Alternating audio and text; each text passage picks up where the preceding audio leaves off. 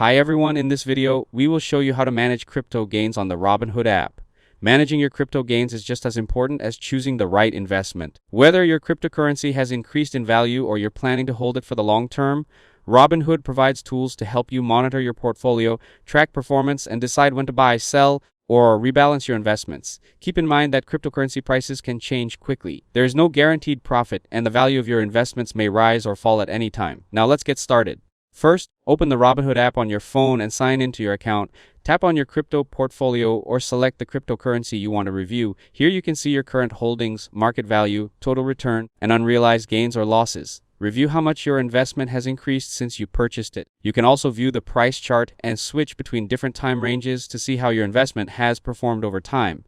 If you want to secure some of your profits, tap Trade, then select Sell. Enter the amount of crypto you want to sell. You can sell a portion of your holdings or your entire position, depending on your investment strategy. Review the order details carefully before submitting your sell order. If you believe the cryptocurrency has more growth potential, you can simply continue holding your investment. You can also buy additional crypto if it matches your long-term investment plan. Monitor your portfolio regularly and stay updated with market news that could affect cryptocurrency prices.